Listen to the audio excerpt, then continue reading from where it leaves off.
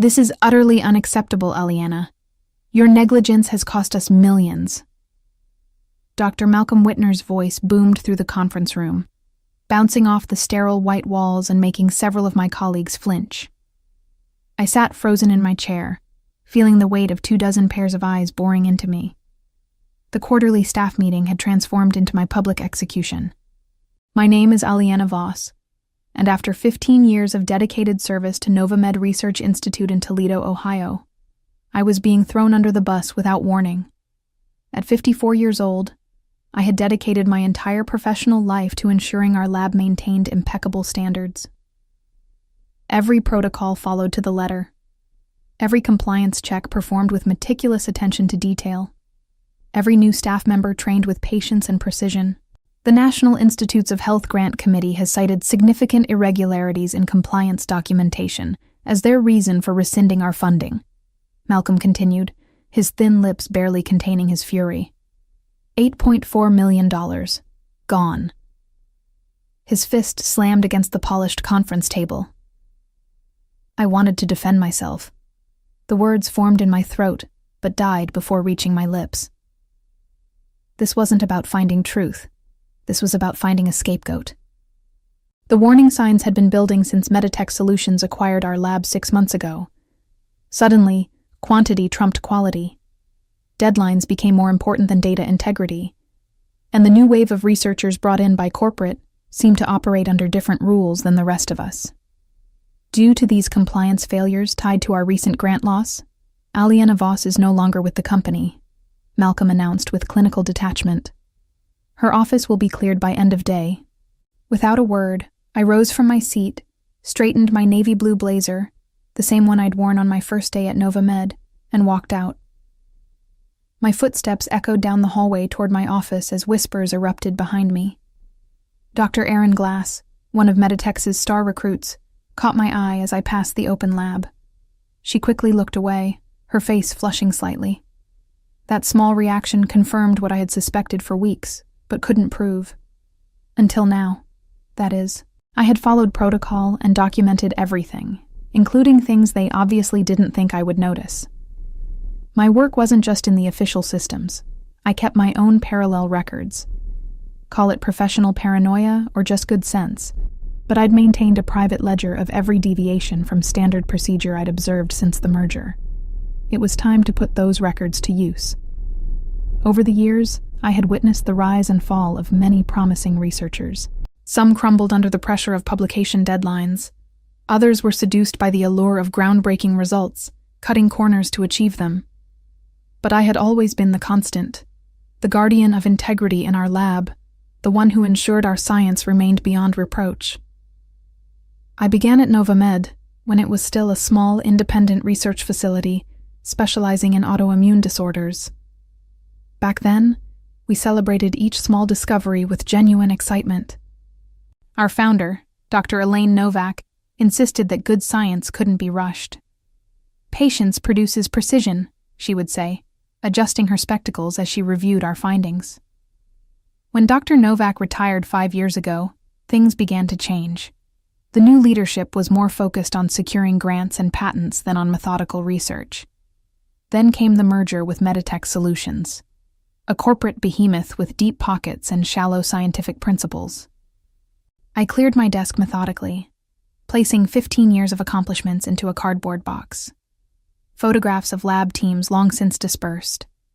Awards for excellence in laboratory management. The handwritten note from Dr. Novak thanking me for my unwavering dedication to the truth. Aliana, do you need any help? I looked up to see Thomas Reynolds, a young lab technician I had trained 3 years ago. His expression was a mixture of concern and discomfort. Thank you, Thomas, but I'm almost finished. I offered him a reassuring smile. Just make sure you keep detailed records of everything you do, especially when it involves the chemical storage logs. His eyes widened slightly. Is that what this is about? The chemical logs? Among other things, I replied carefully. Just protect yourself, Thomas. And remember what I taught you about protocol documentation. After he left, I unlocked my bottom drawer and removed a plain black notebook. My personal ledger. Inside were dates, times, and observations that contradicted the official records, particularly those concerning Dr. Glass's accelerated trials and the suspicious amendments to chemical storage documentation. I slipped the notebook into my bag and took one last look around the office that had been my professional home for a decade and a half. The potted aloe plant by the window, the periodic table poster with my handwritten notes in the margins, the view of the parking lot where I had watched the seasons change through countless late nights and early mornings.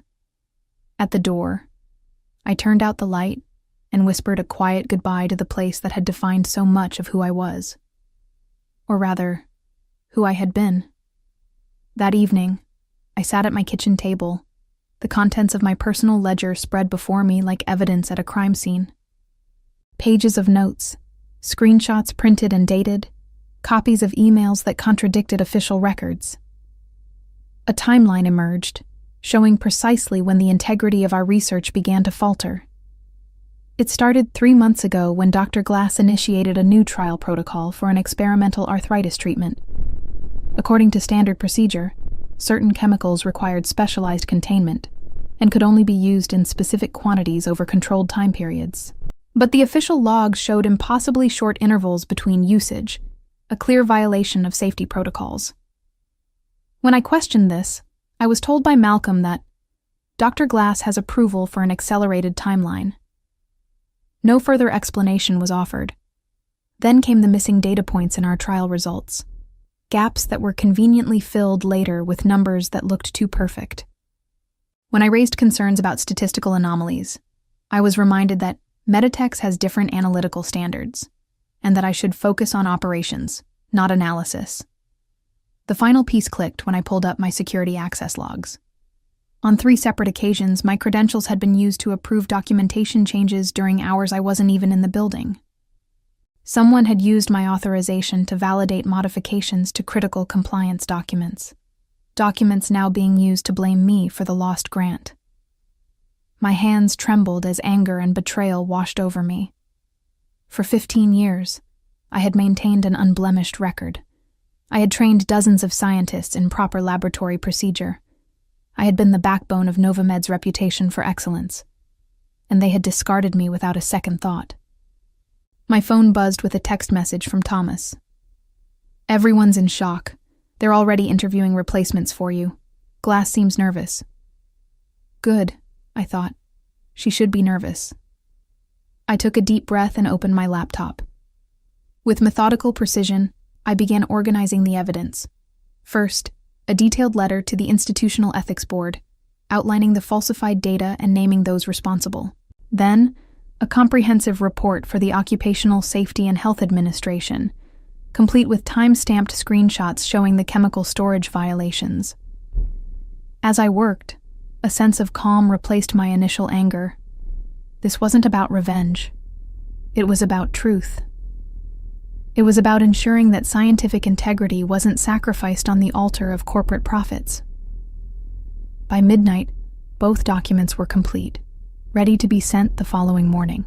I closed my laptop and walked to the window, looking out at the quiet Toledo street. Tomorrow would change everything. Not just for me, but for Novamed and Meditex as well. Before heading to bed, I laid out my clothes for the morning. The same navy blue blazer I'd worn on my first day, and again on what they thought was my last. But I would have one final visit to make, one final duty to perform as the guardian of truth I had always strived to be. Morning light filtered through my kitchen blinds as I sipped coffee and reviewed my documents one last time. Each allegation was backed by evidence. Each claim could be independently verified. I had been meticulous. It was who I was, after all. I sent both emails within minutes of each other, first to the ethics board, then to OSHA. The weight that lifted from my shoulders was immediate and profound. Whatever happened next, the truth was out. My phone rang almost immediately. The caller ID showed Novamed. I let it go to voicemail. Then another call, Malcolm's personal number. I silenced that too. I didn't need to hear their excuses or threats. The evidence would speak for itself. I dressed carefully, sliding my arms into the sleeves of my blazer with deliberate movements. In my bag, I placed a sealed envelope containing printed copies of everything I had sent electronically. Then I drove to the laboratory one last time. The receptionist looked startled when I walked in. "Miss Voss, we were told—" "I'm just dropping something off, Diane," I said with a calm smile, handing her the sealed envelope. "Please ensure this reaches the board of directors. It's important." As I turned to leave, I saw Dr. Glass hurrying down the hallway toward me, her face tight with concern. "Aliena, wait," she called out. I paused, allowing her to catch up close. I could see the dark circles under her eyes, the strain etched into her features. "Can we talk?" she asked, her voice low and urgent. "Privately?" "I don't think we have anything to discuss, Dr. Glass," I replied evenly. "Please," she insisted, glancing nervously toward Malcolm's office. "What happened yesterday? It wasn't right. I tried to speak up, but you chose to remain silent," I finished for her.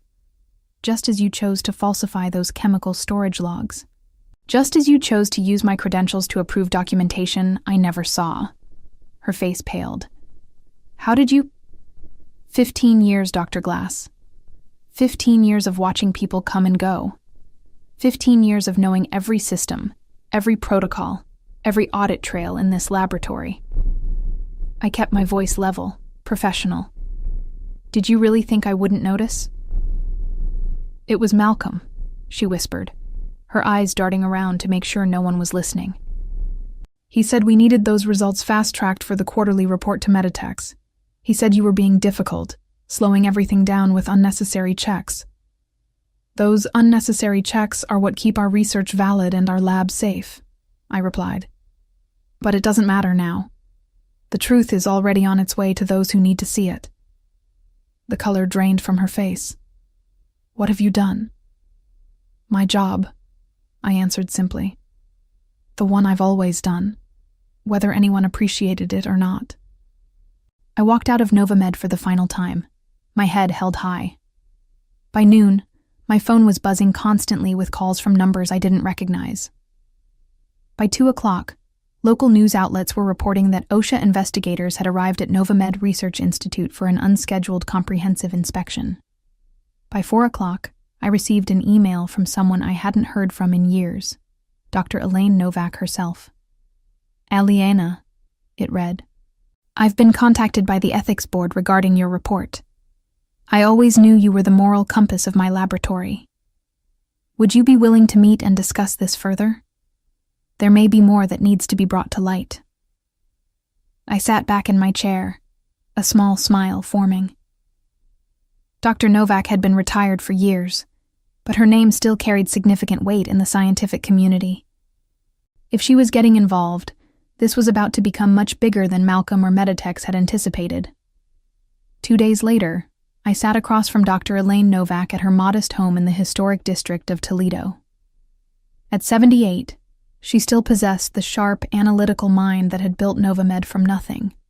Her living room was lined with books and academic journals, and family photos competed for space with framed scientific awards. "They've suspended all research activities pending investigation," she informed me, pouring tea into delicate cups. "OSHA found exactly what you said they would: critical violations in chemical storage and handling. The ethics board is conducting their own inquiry into the data falsification." I nodded, warming my hands on the teacup. "And Dr. Glass?" "Placed on administrative leave. She's cooperating with investigators." Dr. Novak studied me carefully. "But there's something else, isn't there? Something you haven't included in your reports." I hesitated. Dr. Novak had always been perceptive. "The grant wasn't rescinded because of compliance issues," I admitted. "At least not the ones they blamed me for." Dr. Novak's eyebrows rose. "Go on." 3 weeks ago, I discovered discrepancies in the preliminary trial data that Dr. Glass submitted for the NIH grant.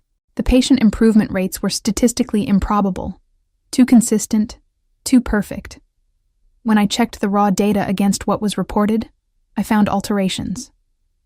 I pulled a folder from my bag and slid it across the coffee table. The NIH didn't reject our grant because of administrative compliance issues. They rejected it because someone on their review committee spotted the same statistical anomalies I did. Dr. Novak opened the folder, her expression growing grave as she reviewed the contents. And Malcolm knew this? He had to. I sent him a detailed analysis 2 days before the grant was officially declined. I took a sip of tea. When the rejection came through, he needed a scapegoat that wasn't Dr. Glass. She was his star researcher, his direct link to Meditech's approval. So he sacrificed you instead. Dr. Novak closed the folder with a decisive snap. After 15 years of exemplary service. Corporate science, I said with a wry smile. Quite different from how we used to do things. Indeed. She set the folder aside and fixed me with an intense gaze. Aliena, I'm assembling an independent review committee. Several colleagues from my days at the university have agreed to help. With your documentation and testimony, we can ensure that appropriate action is taken. Just then, my phone buzzed with an incoming email. I glanced at it and felt a jolt of surprise. It's from the National Institutes of Health Office of Research Integrity, I said, scanning the message. They're requesting a formal interview regarding the grant application and subsequent events at Novamed. Dr. Novak nodded sagely. The dominoes are falling. Once one oversight body gets involved, others typically follow. She leaned forward. Aliena, I want you to know something. What you've done, standing up for scientific integrity at great personal cost, is the very essence of what Novamed was founded upon. I'm deeply sorry that the institution I built failed you so profoundly. Her words touched me more than I expected. For the first time since this ordeal began, I felt tears threatening. Thank you, I managed, composing myself. That means a great deal. Coming from you. As I drove home from Dr. Novak's house, my phone rang again. This time it was a number I didn't recognize. I answered cautiously. Miss Voss, this is William Harrington from the University of Michigan Medical Research Division. Dr. Novak suggested I call you. We're looking for someone with your expertise to oversee laboratory compliance and ethics training for our staff. Would you be interested in discussing the position? A sense of vindication washed over me. This wasn't just about exposing wrongdoing. It was about finding my place in the scientific community again. Somewhere my values would be respected. The University of Michigan interview went remarkably well. As I discussed my experience and philosophy regarding laboratory ethics, I could see the respect in the committee members' eyes. They weren't looking at me as a whistleblower or a troublemaker. They saw a professional with unwavering standards and the courage to uphold them. Your recommendation from Dr. Novak carries significant weight, said Dr. Harrington as he walked me out. But your handling of the Novamed situation demonstrates exactly the kind of ethical leadership we need. I left with a formal job offer, Director of Research Integrity and Compliance Training. The position would allow me to develop protocols and train researchers across multiple departments, ensuring that scientific ethics remained paramount throughout the university's research programs. Meanwhile, the situation at Novamed continued to unravel. Local news outlets reported that OSHA had issued citations for 27 violations, including several classified as serious. The resulting fines exceeded $300,000, but the damage to Novamed's reputation was far more costly. Dr. Glass had apparently broken under questioning, admitting to falsifying data at Malcolm's direction. She provided investigators with emails and recorded conversations that corroborated my evidence and extended the trail of deception further up the corporate ladder to Meditech's executives. 1 week after my visit to Dr. Novak, I received a call from an unexpected source, the board chairman of Novamed. Miss Voss, this is Harold Winthrop, came the grave voice. I wonder if you might be willing to meet with the board. We're conducting an internal investigation parallel to the regulatory inquiries, and your insights would be invaluable. My first instinct was to refuse. They had allowed me to be publicly humiliated and dismissed without due process. But then I considered Dr. Novak's ongoing efforts to salvage the research institution she had built. "I'll meet with you," I agreed, but only with my legal representative present. 2 days later, I sat in the boardroom where, just weeks earlier, I had been publicly dismissed. Now, the power dynamic was entirely different. The board members looked tired and worried. Malcolm's chair was conspicuously empty. "Where is Dr. Whitner?" I asked as the meeting began. Harold Winthrop cleared his throat. "Dr. Whitner has been terminated effective immediately. We've also severed several key relationships with Meditech Solutions and are in the process of restructuring our leadership." I nodded, maintaining a neutral expression despite the satisfaction I felt. "Miss Voss," Winthrop continued, "we owe you a profound apology. The events that led to your dismissal were not only unjust, but potentially criminal. The board has authorized me to offer you full reinstatement with a substantial compensation package for damages to your reputation and career." My attorney and I exchanged glances. We had anticipated this. "I appreciate the offer," I said carefully, "but I've accepted a position elsewhere. However, I would be willing to consult during your transition period to help restore proper protocols and procedures." The relief on their faces was palpable. They needed someone who understood the systems, someone who could help rebuild the laboratory's shattered credibility. We negotiated terms that included a public apology and retraction of all allegations against me. As we left the meeting, my attorney smiled. "That went even better than expected." "They're desperate," I replied. "The NIH has suspended all their current grants pending review. Without proper certification and compliance, they'll lose everything." That evening, I received a text message from Tomas. "They announced everything at an all-staff meeting today. Malcolm's gone, Glass is gone, and they said you were right all along. Several people applauded. Wish you could have seen it." I smiled at the message, but didn't reply immediately. Instead, I opened my laptop and began drafting a comprehensive transition plan for Novamed, my final contribution to the laboratory I had served faithfully for 15 years. Sometimes, I reflected, the most powerful form of redemption isn't about getting even. It's about helping rebuild what was broken, but on better foundations. The congressional hearing wasn't something I had anticipated when I first sent those emails to the ethics board and OSHA. Yet here I was, 6 months later, seated before the House Committee on Science, Space, and Technology, preparing to testify about research integrity in privately funded laboratories. Malcolm and 3 Meditech's executives sat at a separate table, their faces grim. They had already faced federal charges for fraud relating to grant applications. Now they faced public scrutiny for the culture of deception they had fostered.